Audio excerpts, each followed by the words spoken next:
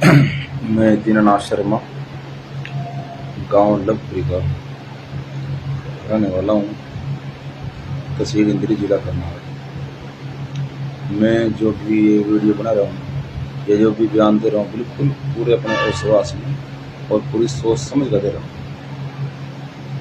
ये मैं उन लोगों के लिए बयान दे रहा जिनकी वजह से मैं आत्महत्या करने के लिए मजबूर है, और रियलिटी में जो दोषी हैं मैं उन्हीं के नाम लूँगा।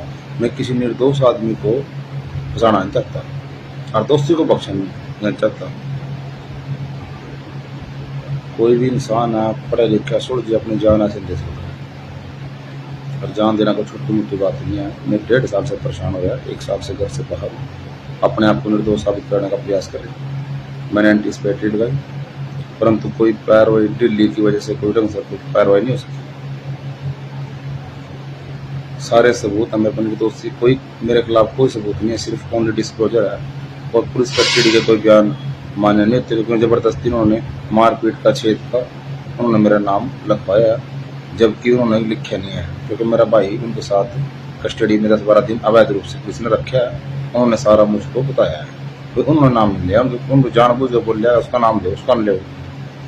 उनकी जो नीयत थी मेरे से पैसा ऐंठने की थी। तो सबसे बड़े जिम्मेवार तो वहाँ जिन्होंने झूठी इन्वेस्टिगेशन करी, जानते हुए कि मैं निर्दोष हूँ। पुलिस को सब पता है, उसके बावजूद भी पैसों के लालच में और रंजिश के तहत जब मैंने उनके साथ बहस करी भी मेरे निर्दोषों की परेशान कर दिया।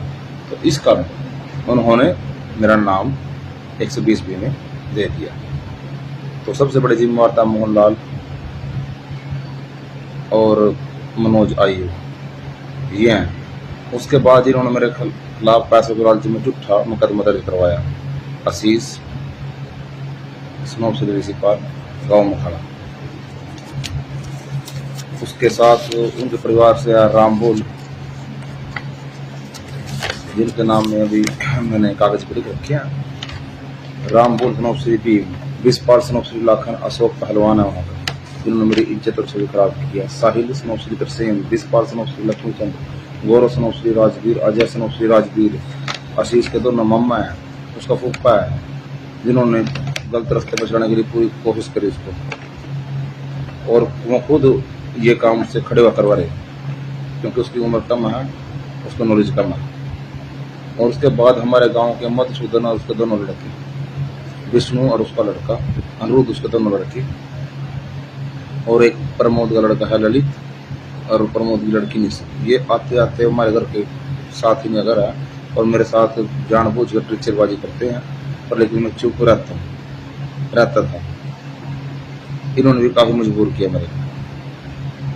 उसके बाद मेरे खिलाफ झूठा मुकदमा दर्ज किया नरेश स्नोपश्री कूड़ाराम जोपाल ने किया है, जबकि उसके लड़के ने यह बात की इसका कोई दोष नहीं है। इन्होंने कोई मेरे साथ धोखाधड़ी नहीं की। उसका फादर दरखास्त देता है कि मेरे साथ धोखाधड़ी करी, उसका बेटा कहता है मेरे साथ कोई धोखाधड़ी नहीं की। उसके बाद उसका लड़का नरेश कुमार का है पवन, और एक नरेश की बहू है, जिन्होंने बहुत ज्यादा हर प्रकार से मानसिक प्रताड़ित की। और एक जो है अंग्रेज है, जो नारायणगढ़ से दर्जी की दुकान है, जिन्होंने मैं पकड़वाया था। और एक प्रीत जो बरौली गांव से, नारायणगढ़ से। ये सभी हर एक प्रकार से जिम्मेवार है। हर एक अशोक स्नोपश्री मेघनाथ, जिन्होंने पंचायत में मेरे को मान सम्मान को ठेस और मेरी आत्मा को बचाई, और झूठों का साथ देकर राजनीति का शिकार करने की कोशिश करी, ये भी जिम्मेवार है। तो ये सब लोग मेरे मौत के जिम्मेवार है। अगर बड़ी से बड़ी सजा मिलनी चाहिए ताकि मेरी आत्मा को शांति मिले। मैं बहुत ज़्यादा मानसिक रूप से परेशान करती हूँ। 6 महीने में कस्टडी के अंदर रहा हूँ। अब मैं इंटरिम बेल पे आया था, जो 7 डे की थी। उसके बाद मैं इतना प्रेशराइज और मेरा दिमाग ऐसा हो गया कि मैं जिंदगी जीने की इच्छा रही, इसीलिए मैं अंदर नहीं जा सका, क्योंकि मेरे दुख और दर्द थे। वहाँ भी मानसिक रूप से टॉर्चर किया गया। मैंने अरविंद शर्मा जी से, कुछ कर्मचारियों की वहाँ जो जेल वार्डर थे उनकी शिकायत की, जो जानबूझ के तंग करते थे मुझे। तो उसके बावजूद कुछ और लोगों को भी तंग करते थे, लेकिन कोई देखो कहीं ना कहीं शुरुआत करनी पड़ती है, वो इस चीज़ के बारे में ऑब्जेक्शन नहीं उठा पाए। तो किसी कार्यक्रम से अरविंद शर्मा जो जेल मंत्री हमारे वो जेल में आए हुए थे, मैंने जो जेल की समस्याएं से उनको अवगत कराया। उसके बाद से 3-4 जो जेल वार्डर थे जानबूझ के मुझे तंग करने लगे।